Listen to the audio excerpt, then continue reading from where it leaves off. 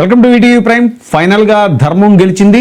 తిరుమల లడ్డు ప్రసాదంలో వాడినటువంటి నెయ్యిలో జంతు కొవ్వు కలిసింది అని ఏమాత్రం ఆధారం లేకుండా సాక్షాత్తు ముఖ్యమంత్రి హోదాలో చంద్రబాబు నాయుడు గారు, అలాగే ఉప ముఖ్యమంత్రి పవన్ కళ్యాణ్ గారు కూడా మాట్లాడి కోట్లాది మంది హిందువుల అలాగే వెంకటేశ్వర స్వామి భక్తుల మనోభావాలను గాయపరిచారు. కానీ ఫైనల్ గా ధర్మం గెలిచింది అన్నట్టు సిట్ స్పెషల్ ఇన్వెస్టిగేషన్ టీం ఏదైతే ఉందో ఫైనల్ గా వేసినటువంటి ఛార్జ్ షీట్ లో ఆ నెయ్యిలో జంతు కొవ్వు కలవలేదు అనేటువంటిది స్పష్టం చేయడం జరిగింది. అప్పటి టిటిడి చైర్మన్ సుబ్బారెడ్డి గారు ఆయన్ని డైరెక్ట్ గా టార్గెట్ చేస్తూ, అలాగే జగన్మోహన్ రెడ్డి గారిని టార్గెట్ చేస్తూ, చంద్రబాబు నాయుడు గారు అలాగే ఆయన అనుకూల మీడియా వాళ్ళు చేసినటువంటి కామెంట్ల వల్ల సుబ్బారెడ్డి గారు ఎంతో మనస్తాపానికి గురయ్యారు. సో ఇప్పుడు ఫైనల్ గా ఈ ఛార్జ్ షీట్ వచ్చిన నేపథ్యంలో సుబ్బారెడ్డి గారు మీడియాతో కూడా మాట్లాడారు. అది చూద్దాం.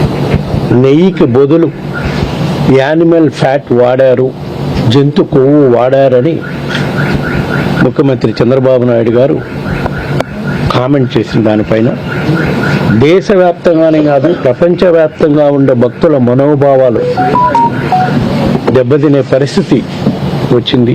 వాస్తవాలు తెలుసుకోవాలని నేను సుప్రీంకోర్టును ఆశ్రయించడం జరిగింది. చంద్రబాబు నాయుడు గారి కామెంట్ చేసినాక సిట్ వేయటం జరిగింది.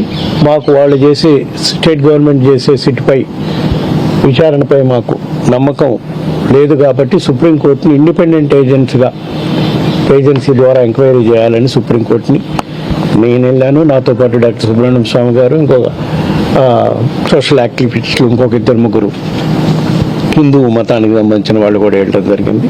తిరుపతి లడ్డు విషయం ఎంతోమంది భక్తుల మనోభావాలకు సంబంధించింది కాబట్టి ఎవరు కూడా ఎక్కడా దీనిపై కామెంట్ చేయకూడదని జరిగింది.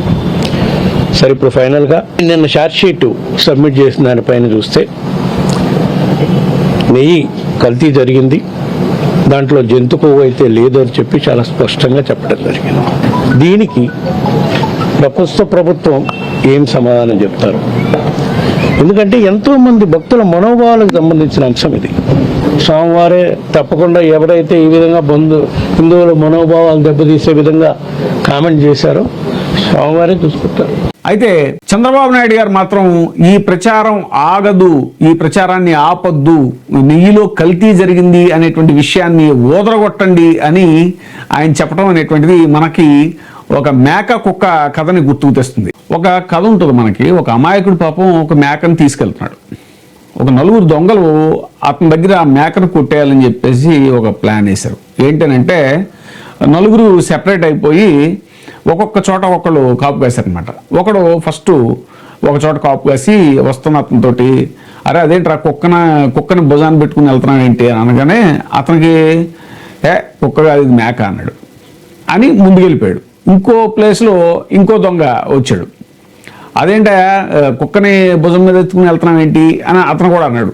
అంటే ఈసారి కొంచెం డౌట్గా ఫీల్ అయ్యాడు అతను, ఈ అమాయకుడు పాపం.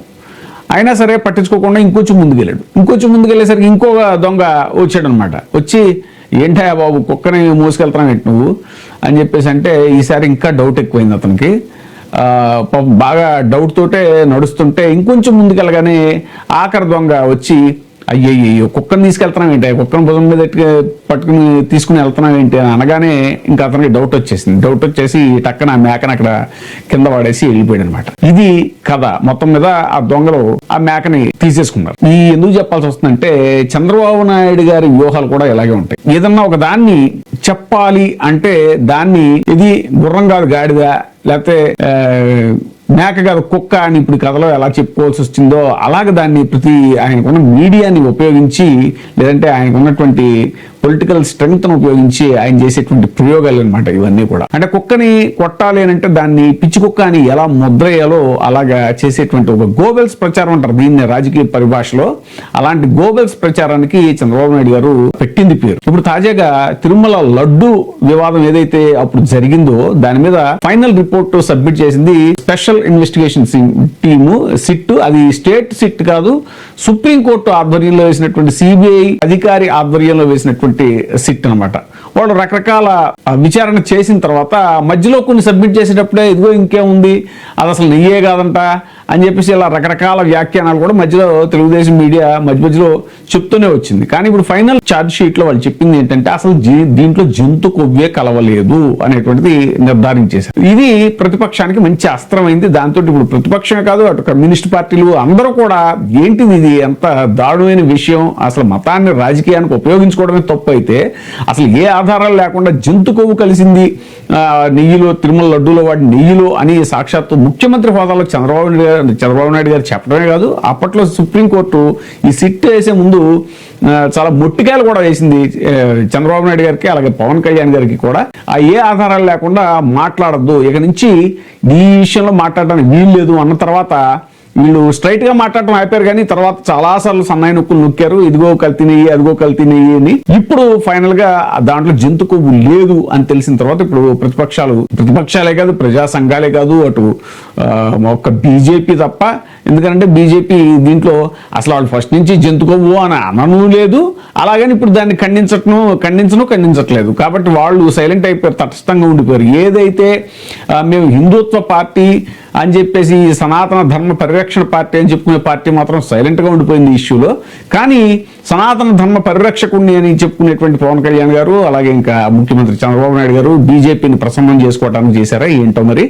ఇది విపరీతమైన రచ్చ చేశారు. ఇప్పుడు ఫైనల్గా దీని మీద నెగిటివ్ ఇప్పుడు రివర్స్ అటాక్ స్టార్ట్ అయింది. అసలు ఇదిగో ఫైనల్గా దాంట్లో జంతు కొవ్వు లేదు అనేటువంటిది ఆధారం నిరూపితమైంది. కాబట్టి ఇప్పుడు దీని మీద మీరు ఏం చెప్తారు అనేటువంటిది నిలదీయడం మొదలెట్టేసరికి, సరే మిగతా వాళ్ళంటే ఏదో చెప్పి మేనేజ్ చేసేస్తారు, కానీ ప్రతిపక్షాన్ని మాత్రం ఇప్పుడు అటాక్ చేయడం, ప్రతిపక్షం అటాక్ తట్టుకోలేక చంద్రబాబు నాయుడు గారు తాజాగా తన శ్రేణులకు పిలిపించారంట. అది ఏంటంటే జంతు కొవ్వు అనే పదం అయితే వాడద్దు, కానీ నెయ్యిలో కల్తీ జరిగింది అనే దాన్ని పదే పదే చెప్పండి అని చెప్పేసి ఆయన శ్రేణులకి, అలాగే తన అనుకూల మీడియాకి కూడా ఇప్పుడు ఆయన స్ట్రాంగ్ గా ఇన్స్ట్రక్షన్స్ ఇచ్చినట్టుగా చెప్తున్నారు. ఎందుకనంటే మళ్ళీ ఇదే ప్రయోగం, ఇది మేక కుక్క ప్రయోగం అనమాట. కల్తీ నెయ్యి జరిగింది, నెయ్యి కల్తీ అయింది అనగానే వాస్తవానికి నెయ్యి కల్తీ అయింది ఆ శాంపిల్, ఏ శాంపిల్ ఆధారంగా అయితే ఇప్పుడు ఫైనల్ ఛార్జ్ షీట్ ఇవ్వబడిందో అది చంద్రబాబు నాయుడు గారు అధికారంలోకి వచ్చిన తర్వాత 2024లో ఆయన అధికారంలోకి వచ్చిన తర్వాత సప్లై చేయబడిన నెయ్యి శాంపిల్ అది. అసలు జగన్మోహన్ రెడ్డి గారి హయాంలో జరిగినటువంటి నెయ్యి శాంపిల్స్